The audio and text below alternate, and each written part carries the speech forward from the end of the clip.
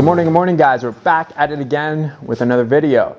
So today, exciting times. We're going to be finishing off our plumbing rough-in and running all of our water supply lines to the toilets, to the sinks, to the tub, to the shower, to our outdoor water faucets. And we're going to be using the Aquor logic system. So I did a great video explaining our system design and also the major differences between using a PEX-A system versus a PEX-B system.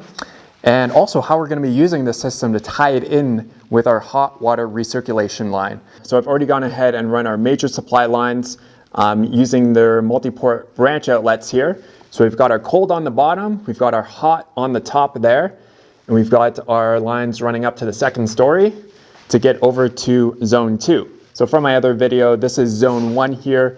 So we're going to be picking up the kitchen, we're going to be picking up this half bath, and we're going to be picking up the wet bar as well as some outdoor spigots that are right there. So we've got our main water supply lines coming up to the second story and going through the joist to get across to the other side of the house. But we've got 1 inch for our cold and we're using 3/4 inch for our hot line. Keep in mind I still have to insulate the hot lines. That's why the hole it's going through is so big, so that we can get the insulation in there. So we got those lines coming over here, elbowing down into the wall, and then ending up basically in our master closet area. So we got the hot and cold running right to here.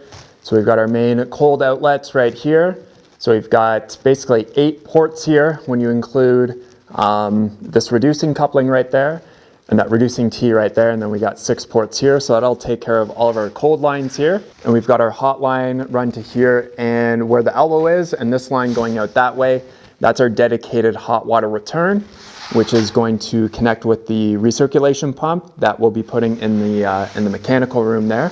I've got most of these lines already insulated. I'll show you how we ran this. So we've got it run through that joist space there, and we got it matched up with how the guys ran their condenser lines going into the mechanical room. So we got that hot water line running right through there. So the HVAC contractor had a clever way of getting his line sets back into the mechanical room, going through the crawl space above the front entry doorway there.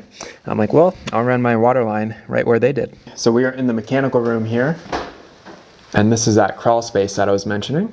So the guys ran their line sets through here, and it was a great place just to run this return line back into the mechanical room. And we've got our 3/4 inch PEX line to here, and then we'll be transitioning to copper once we get into here and running it back over to where the water heater is, and then we are good to go. So we've got some of our various fixture supplies here. So these are for the sinks. We've got our drop elbows here for the shower heads and for the tub head, and boom for the toilet. And we've got some of these wall-mounted faucets that we're going to be using here. So they've got 1/2 inch copper outlets here. So we can basically go from copper press, 1/2 inch Aquor, and then we've got some of our mixing valves here for the shower and for the tub there. So we'll go from 1/2 inch threaded to 1/2 inch Aquor or PEX-A fitting there. So with all the PEX-A fittings here, we don't have to do any soldering or anything like that.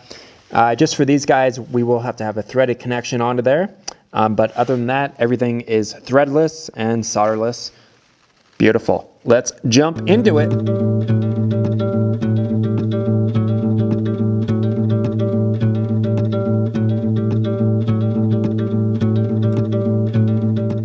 All right, guys. So the first thing that I'm installing here is the ERV, stands for Energy Recovery Ventilator. I don't even know what the heck that means, but what I do know that this thing does is that it brings in fresh air into the house. So with how tight the air seal is on ICF, it's a good idea to have some sort of way to bring fresh air into the house, just to keep the indoor air quality nice and high. You also notice that there's basically 2 4-inch ducts that go into this. The one to the right is the intake, and the one to the left is the exhaust. Now you do have to separate them. I think it's 5 or 6 feet between them, just so that you're obviously not mixing that air together. But a lot of this stuff that I talk about If I'm talking specifically about this, it's just from what I read in the instructions. So I'm not a genius here. The genius in me is that I do know how to read the instructions.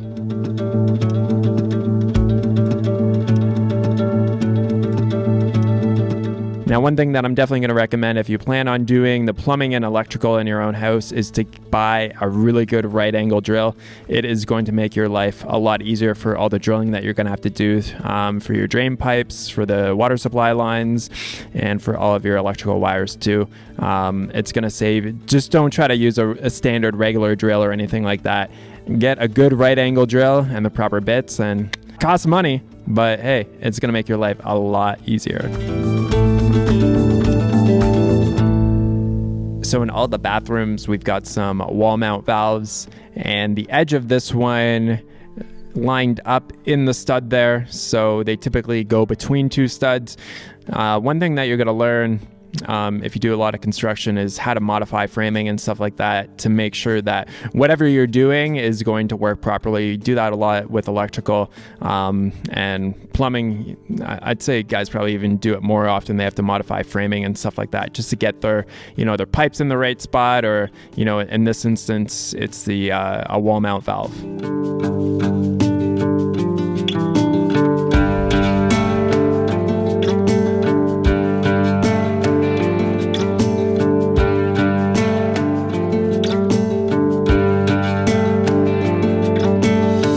So roughing in a house for plumbing and electrical tends to follow the same kind of strategy or order of operation. You want to get all of your fixtures or boxes mounted first.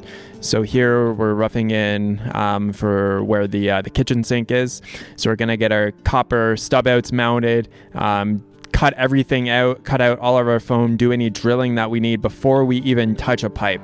And it's the same thing when we're doing electrical as well. We mount all of our boxes first, we drill all of our holes for our wires, and then we run our wires. It's the last thing that we do. And that's just so that you don't drill into a pipe or drill into a wire that you didn't realize was there.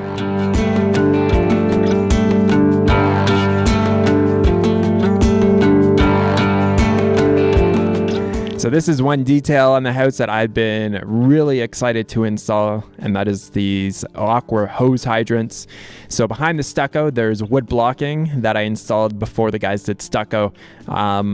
It's always good to know what you're going to be installing before a lot of the finished stuff is going to be happening, so that you can take the proper prep steps, I guess you could call them, proper steps, just to make sure that your install is going to go as smoothly as possible. Just because there's 3 inches of foam, it would be a little bit difficult to basically attach these to the concrete, because you'd have to use like a 4-inch concrete screw at least. So just taking the time and doing the prep work to get this, the blocking installed behind it, so that it makes install like this real easy. Now, the cool thing with this hydrant is that there's a little adapter that goes into that top hole, and basically what happens is once you push that adapter in, that's when the water will actually start to come out. So what I mean by that is that there's a valve on the back of it, which you're actually just going to see in a little bit, and that's where the water actually stops. So it is a true frost-free hydrant, because the inside where the valve is, where the water stops, would actually be inside a conditioned space, as opposed to a standard hose hydrant where it's not very well protected, and so you can get a lot of issues with that. So if you're doing a new home, definitely check these hydrants out, or even for a retrofit, these are a great option as well. But we get these installed. The pipe that's going in is at a slight angle. I think it's like 5 degrees or something like that, so that basically when you pull out the adapter with the hose hydrant, it releases any water in that pipe. And you can check out their website and kind of see how it works, just to kind of get a better idea. But they are very easy to install, as you can see. And here are those valves on the back. So that's where the water stops right there. And they've got a perfect adapter so that you can do PEX-A right to the back of it and not have to do any threads.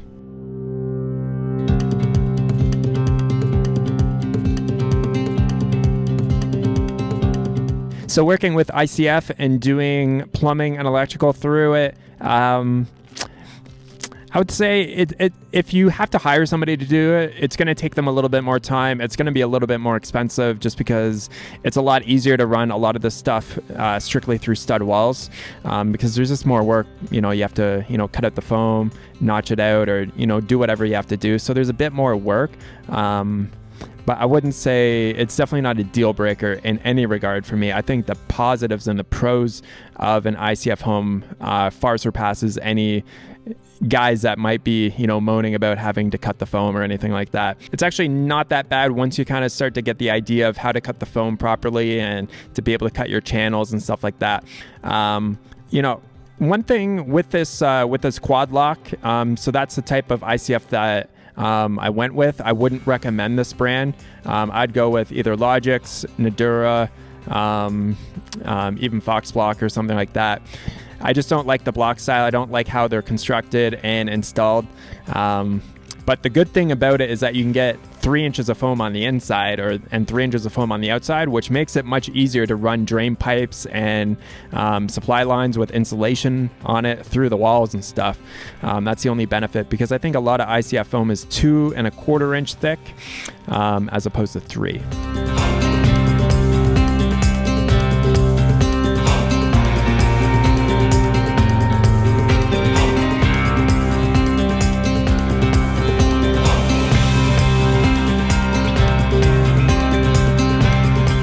One thing that I did notice with running all this Uponor PEX is how flexible it is as opposed to PEX-B.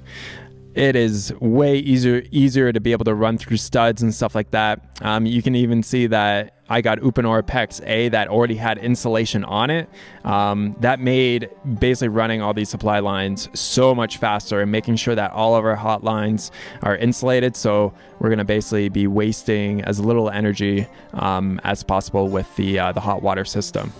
But I really was digging it. I'm digging this PEX-A stuff. I ran pretty well all the supply lines from the multi-port outlets in a day by myself. So I was huffing it, but once you kind of get going with this, to me, it's very similar to running wire. It follows the same kind of strategy for, keeping your pipe nice and straight and getting it down to where it needs to go.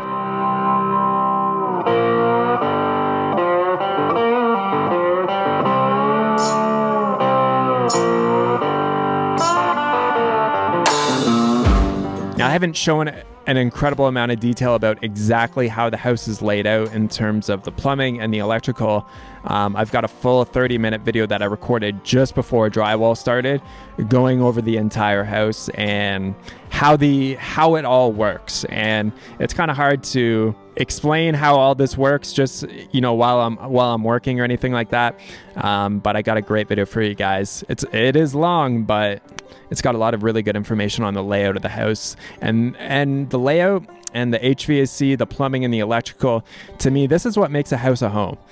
Okay, making sure that these systems are going to work with your lifestyle and your habits, and just ensuring that the things in your house are going to add value to your life. And that's one thing that I've really kind of focused on. It's like, I just want everything to work perfectly and how it should.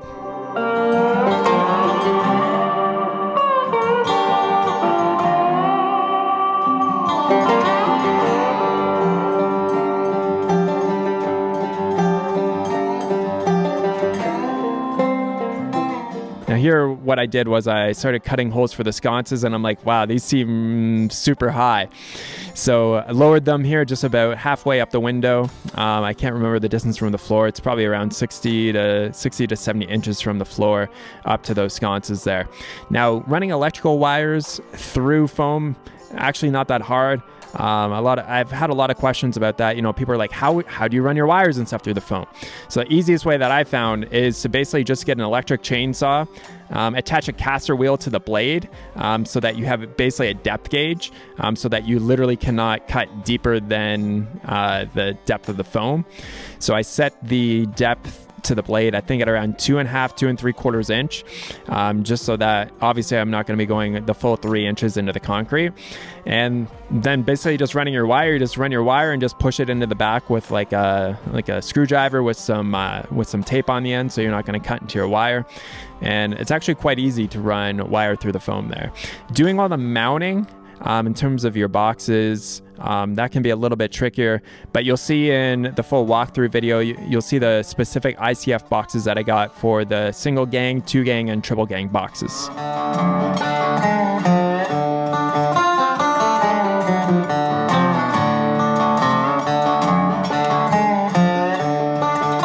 Using a rolling platform with a high ceiling like this cannot be overstated. It just makes running wires and drilling much faster than always having to move a ladder back and forth, back and forth. I kind of breezed through the electrical rough-in. I didn't get a lot of video footage because I was on some pretty tight deadlines to get this all done before drywall started. But like I said, I've got a great walkthrough video that basically shows how everything was run.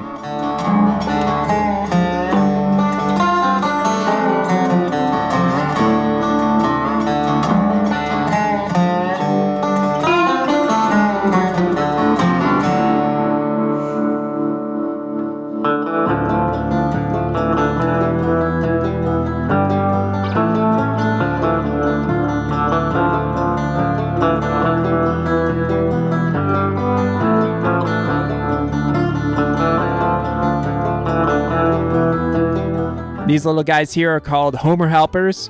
So it's spelled just like Homer, as in Homer Simpson, helper. This is a great little product to help you run your home runs back to where your main panel is. Awesome, guys. Thanks so much for watching. Paint has actually already started. I'm a little bit behind, but we'll get the next videos going out, and we'll talk to you guys soon. Peace.